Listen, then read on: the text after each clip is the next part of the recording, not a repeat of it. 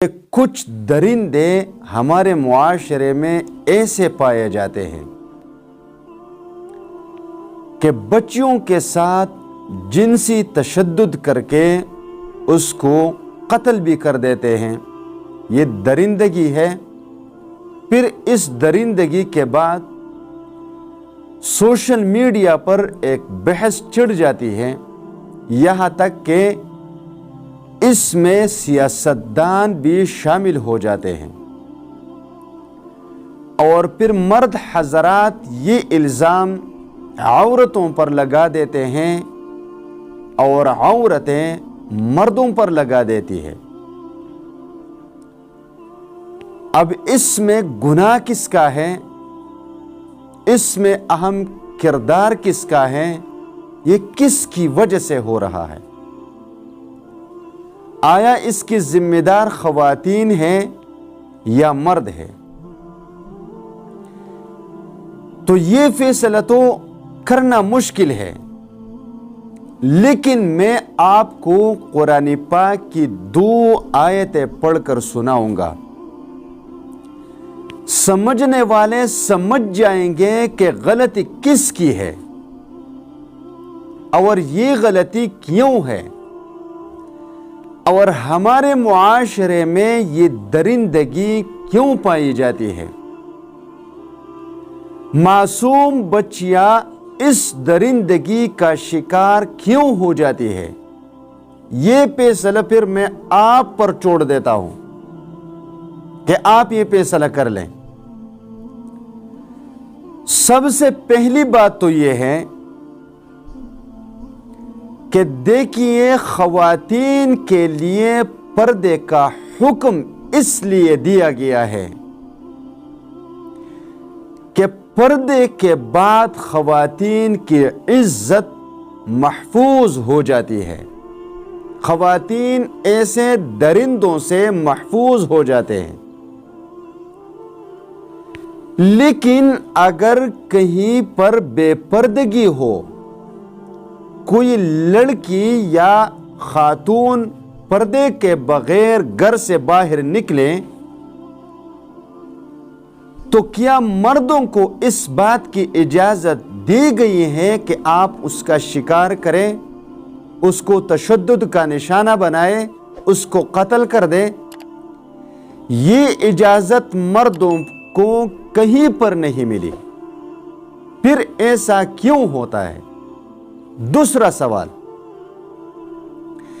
کہ اگر ایسی خواتین معاشرے میں پائی جائیں جو بغیر پردے کے اپنے گھروں سے نکل پڑے،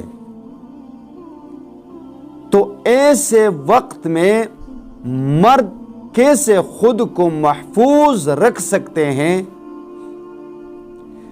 کہ اس کے بعد خواتین پر تشدد بھی نہ ہو، درندگی بھی نہ ہو، خواتین محفوظ بھی ہو اور مرد بھی ایسی درندگی سے محفوظ ہو؟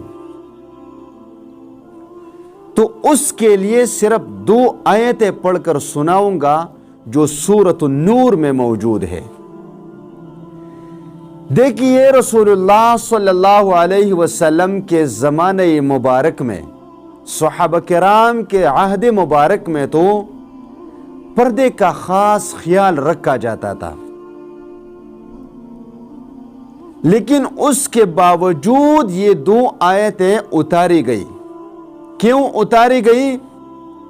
اس لیے کہ اس وقت بے پردگی تو نہیں تھی، لیکن اس زمانے کے بارے میں اللہ کے علم میں تھا کہ ایک زمانہ آئے گا جہاں پر مخلوط نظام تعلیم ہوگی،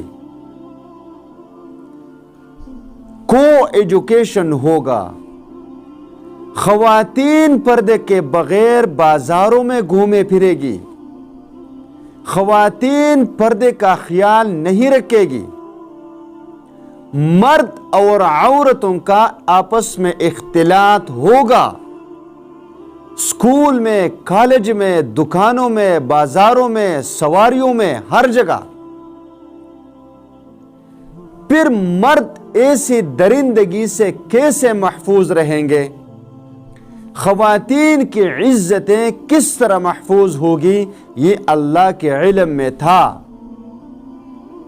اس لیے نے اللہ تبارک و تعالیٰ نے سورۃ النور میں مردوں کو مخاطب کرتے ہوئے فرمایا قُلْ لِلْمُؤْمِنِينَ يَغُضُّوا مِنْ أَبْصَارِهِمْ وَيَحْفَظُوا فُرُوجَهُمْ،